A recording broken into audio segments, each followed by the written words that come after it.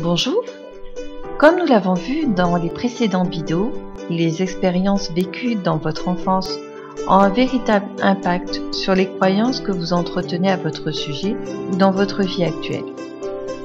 À ces expériences se rattachent des émotions, de véritables bagages émotionnels transportés souvent depuis de nombreuses années.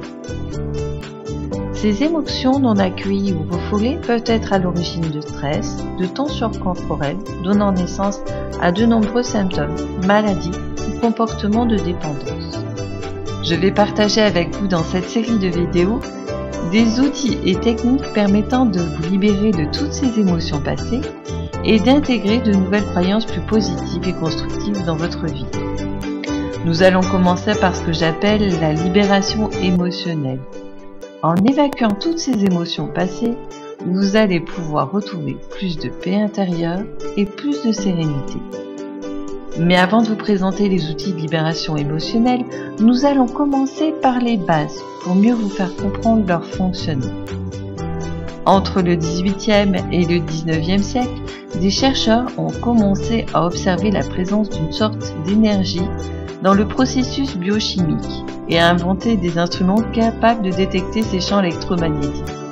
Leurs recherches sont à l'origine de la création de plusieurs instruments de diagnostic médical, tels que l'imagerie par résonance magnétique, IMG, l'électrocardiogramme, ECG, le magnétoencéphalogramme, EMG.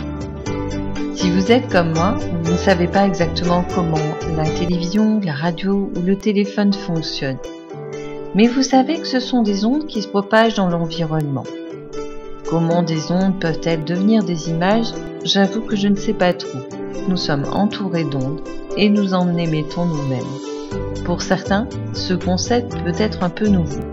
C'est la base même de l'acupuncture. L'acupuncture est l'une des 5 branches de la médecine chinoise traditionnelle. L'énergie circule dans le corps par la voie des méridiens, au nombre de 12 principaux, chacun correspondant à un organe.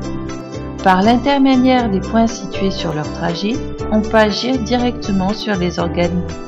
À chaque organe correspondent des émotions. Sans rentrer dans les détails, aux poumons sont associés la tristesse, au foie la colère, aux reins la peur. Pour en revenir à notre sujet, une émotion non assimilée pourrait être symbolisée comme une sorte de nœud bloquant la fluidité de l'énergie dans le corps. Le principe de la libération émotionnelle est de reconnaître l'existence de ce blocage afin de permettre à l'énergie de recirculer librement. Et voilà pour aujourd'hui. Dans la prochaine vidéo, je vous montre le premier outil de libération émotionnelle et vous explique comment il fonctionne. En attendant, vous pouvez vous inscrire sur ma chaîne YouTube ou sur mon blog Osez être heureuse. Et je vous dis à très bientôt.